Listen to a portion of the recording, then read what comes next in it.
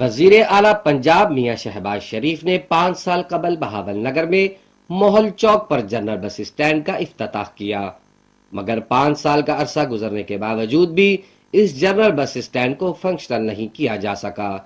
انتظامیہ نے خانہ پوری کے لیے صرف لوگو اور علامتی سائن بورڈ لگا کر اس کے فنکشنل ہونے کی خانہ پوری کر دی۔ ضلع انتظامیہ نے جنرل بس اسٹینڈ سے چند گز کے فاصلے پر مقامی اڈا مالکان اور ٹرانسپورٹرز کو ایک پرائیویٹ بس اسٹینڈ کی منظوری دے کر اس کروڑوں روپے کے عوامی پروجیکٹ کو ناکام بنا دیا، جس کی وجہ سے سرکاری جنرل بس اسٹینڈ پر خرچ ہونے والے کروڑوں روپے ملبے کے ڈھیر میں تبدیل ہو رہے ہیں۔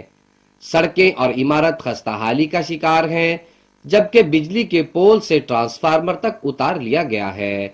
ضرورت اس چیز کی ہے کہ ہنگامی بنیادوں پر اس جنرل بس اسٹینڈ کو بحال کیا جائے تاکہ عوام کو سستی اور بہترین سفری سہولیات میسر ہوں۔ کیمرامین ٹیم کے ساتھ عرفان ہاشمی، پاک نیوز، بہاول نگر۔